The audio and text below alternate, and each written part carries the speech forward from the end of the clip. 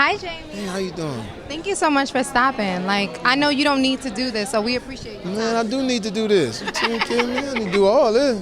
So I'm new to LA, fairly new, and word is that you From New York. New York City. Yes, New York. New York. So word is that you throw the best parties in LA. Indeed. So before we even talk about this film, how do I get an invite?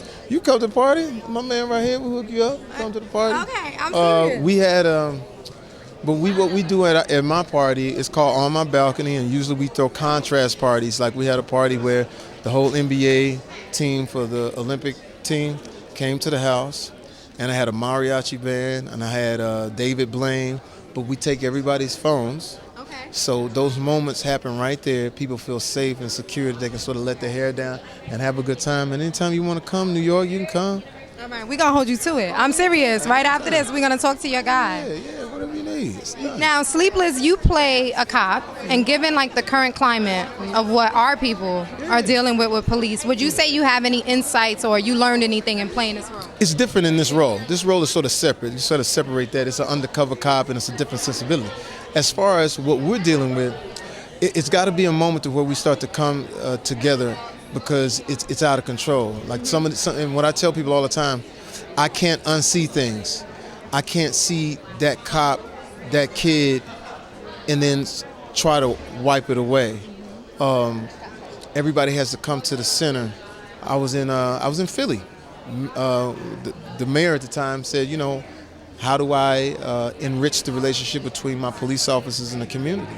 And when I went into the community, I was hearing all of these things. And I said, hey, listen, you know what I think you should do? You should get a white cop and a little black kid, a group of them, like from 8 to 10 years old, have them throw a picnic in the hood so that kid can see the cop in a different light.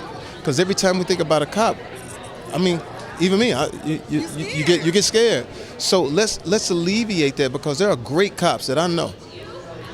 But then those bad cops spoil the vision of what those great cops do. Because what I was explaining to my police friends, I said, listen, I'm not saying you the one. Yeah. But what I'm saying is, when they do that and you don't say, hey, Speak up, you're the you don't say, issue. yeah, you become like if a football team is playing and the Rams is playing, and the free safety has an infraction, Yeah. they don't just penalize the free safety, they penalize the That's team. right. So if the person on your team is causing you a problem, because it's a new way of governing now. Since the iPhone, we all have to change everything. So since that phone shows the ugliness of what a situation could be, how do we address that? How do you come to Black Lives Matter? How do you come to people who maybe not even be involved with Black Lives Matter, but just want to know, what can we do? What do I tell my kid now?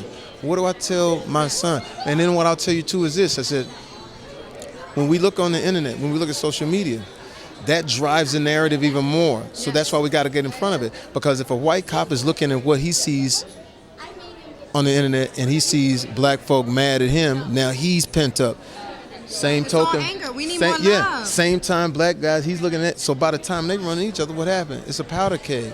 So we have to address it. We can't bury our heads in the sand. And what we need to do, as far as media is concerned, we need to have more responsible media where they don't do a show where they say, we have so-and-so from the left, so-and-so from the right. We don't never get anything done. We need to find the police officers that have that compassion, that can see, like, okay, yeah, man, I see it. I get it. And most black people, like me, 2 words make me feel cool. My bad. Yes. So if there is a metaphorical my bad, we're gonna fix it.